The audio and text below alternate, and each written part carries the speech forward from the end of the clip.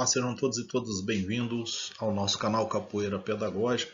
Vamos dar continuidade à análise da reportagem Mestre Pastinha perde para Bruce Lee. Essa é a parte 2. Quem não viu a parte 1, é bom vê-la, né? Antes mesmo de assistir essa aqui, para você poder concatenar as ideias e fechar toda uma contextualização. Nós vimos lá na parte 1 a situação triste que ocorreu com o mestre Pastinha. Nós vimos a perda da sua academia em 1973, nós vimos a exploração de sua imagem por turistas, nós falamos da situação deprimente em que ele vivia, enfim. Nessa segunda parte, o autor nos lembra que não foi somente com o mestre Pastinha que isso aconteceu. Isso aconteceu com o mestre Bimba e também com outros mestres. Então aqui nós vamos verificar isso, né? Essa situação da capoeira enquanto fim dramático para os velhos mestres de capoeira, e nós vamos ver também a questão da folclorização da capoeira, a questão do debate que se travou acerca da capoeira frente às artes marciais. Vem conosco que a reportagem está bem bacana e vale a pena ver. Uma reportagem de meia página, mas que traz muita informação e traz uma contextualização histórica bem bacana para nós conhecermos cada vez mais a nossa arte brasileira. O autor nos lembra que esse fim trágico não aconteceu só com o mestre Pastinha.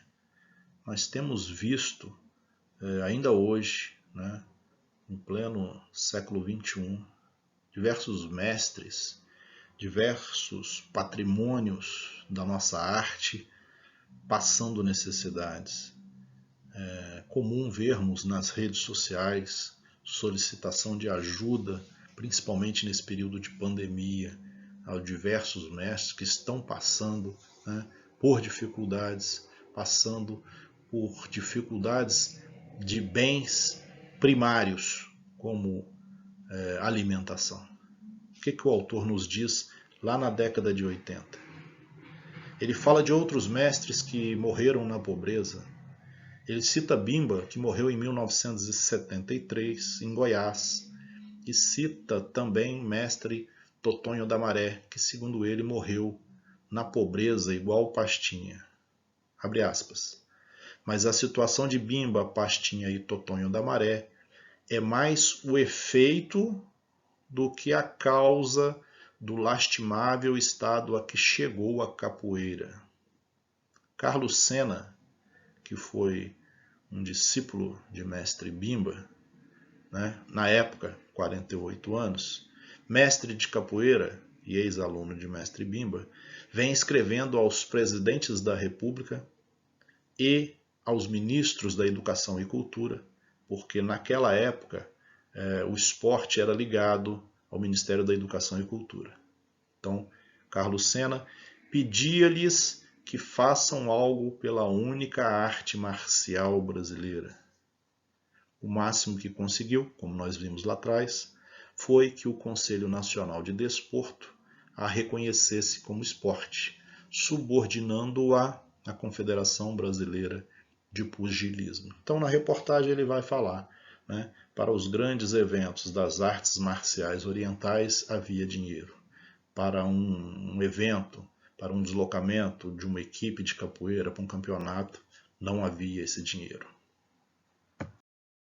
Falando ainda agora da situação da capoeira na década de 80, o autor da reportagem nos diz: infelizmente ele, Carlos Sena, né, o ex-discípulo de mestre Bimba, criador do grupo Senavox em Salvador, inflamado, Carlos Sena diz: o governo ainda não afastou os pelegos esportivos. O que são os pelegos? Pelegos são aquelas pessoas que vivem nos escalões de poder, influenciando os parlamentares em prol de determinado segmento, em prol de determinados grupos econômicos privilegiados. Então ele fala disso. O governo ainda não afastou os pelegos esportivos.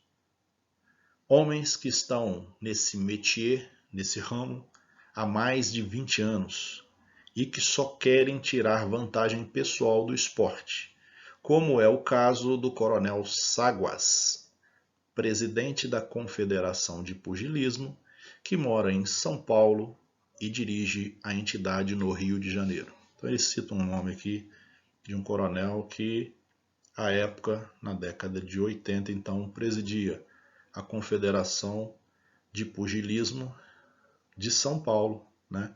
Ele morava em São Paulo, mas dirigia essa entidade no Rio de Janeiro.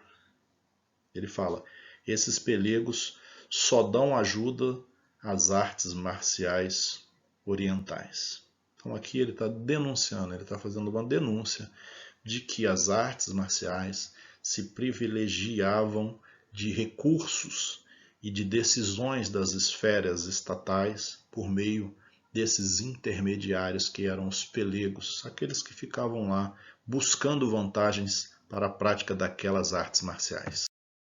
Sobre as dificuldades dos campeonatos, de organização dos campeonatos de capoeira, Carlos Sena fala da dificuldade técnica de luta que os paulistas e cariocas, principalmente, querem incorporar aos regulamentos dos campeonatos. Aqui entra mais numa questão de disputa institucional para a oficialização e para a regulamentação dos campeonatos de capoeira. Diz Carlos Sena à época: já cansei de dizer que capoeira é luta, é derrubar o adversário. Por deficiência, ele critica os paulistas e os cariocas. Por deficiência técnicas, eles não querem aceitar o que a gente propõe como um ponto básico do regulamento. 2 pontos. Perde quem for derrubado. Ele fala: é só ouvir a música. Capoeira que é bom não cai. Mas não. O que eles estão querendo é que a qualidade do capoeirista seja aferida como nas escolas de samba. Então aqui há um atrito ali, né? Tal qual hoje há um atrito entre diversos segmentos acerca da regulamentação ou não da profissão do capoeirista. Lá naquela época a disputa era sobre como regulamentar e como disciplinar as regras nos campeonatos de capoeira. Valdeloir do Rego, um grande pesquisador da cultura afro-brasileira, das religiões afro e da capoeira, escreveu um livro famoso, um clássico da capoeira, que se chama Ensaios Etnográficos da Capoeira Angola. Esse livro foi escrito em 1968, tem uma única edição em 68, e a segunda edição ela só ocorreu em 2015. É um livro caro, é um livro difícil de achar. Esse original de 1968, nas redes sociais aí, nos sebos da vida, está em torno de 800, 900 e chega até R$1.000 cada um. Já os mais novos estão na faixa ali de 250 a R$300, porque é um clássico, né? O que Valdeloir do Rego dizia naquela época e naquela reportagem? Salvador quis tornar-se a meca do turismo. Com os visitantes vieram as empresas de turismo e com elas os famigerados grupos e conjuntos folclóricos. Década de 80, hein, galera? Nessa simbiose se resolveu o problema do turismo, das agências e dos donos dos conjuntos folclóricos que queriam ganhar dinheiro fácil. E a capoeira? Pergunta ele. Pois é, ele mesmo responde. Só não se resolveu o problema da cultura, que foi sendo dilacerada, e dentro dela a capoeira, que está sendo devorada pela sociedade de consumo. Essa relação entre capoeira esporte, capoeira mercadoria, capoeira tradição, nós vimos aqui no canal, na resenha do mestre Jean Pangolin, né? Não deixe de ver que ele faz uma crítica a esse mercado de consumo e a essa transformação da capoeira em produto fruto do sistema capitalista. Valdeloir continua. Capoeira, lembra ele, nostálgico, acontecia espontaneamente nas ruas, com sabor de brincadeira. Aquela vadiagem, né? Hoje, naquela época, 1980, quem quiser assistir a capoeira tem duas opções: ir a um teatro ou restaurante típico, ou então se dispor a atravessar a cidade e ir até os bairros populares da periferia, não trilhados por agente de turismo e onde a febre das artes marciais orientais ainda não chegou.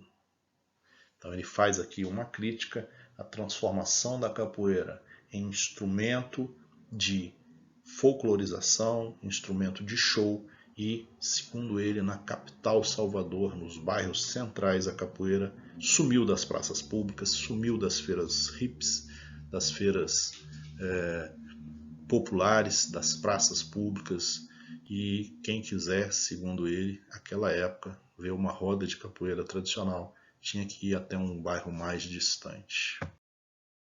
Essa reportagem ela foi muito interessante, né? Porque ela trouxe diversos elementos. Ela falou de pastinha, mas falou de pastinha no contexto da chegada das artes marciais, no contexto da opressão à capoeira, não de forma legal, como outrora, mas de forma capitalista, uma pressão capitalista de transformação da capoeira em instrumento vendável, né? Transformar a capoeira em produto, isso que o mestre Jean Pangolin tanto criticou na resenha aqui no nosso canal. O que nós tiramos de importante na resenha desta reportagem? Eu trago aqui o Edmund Burke, um pensador. Ele fala: um povo que não conhece a sua história está condenado a repeti-la. Um povo que não conhece a sua história está condenado a repeti-la. Por isso que nós temos que conhecer a fundo a história da capoeira, a história da escravidão. Nós temos que buscar saber e entender por que não se sabe muito sobre a escravidão. Estou preparando uma resenha do livro do mestre Charel, Capoeira na Universidade, uma trajetória de resistência, que nós vamos discutir isso, né? Que fim levou os documentos acerca da escravidão. Então, se você é capoeirista, se você é mestre de capoeira, praticante de capoeira, procure conhecer a fundo todos os contextos que imbricam e que levam à prática da capoeira ontem, hoje e amanhã. Um abraço. Salve!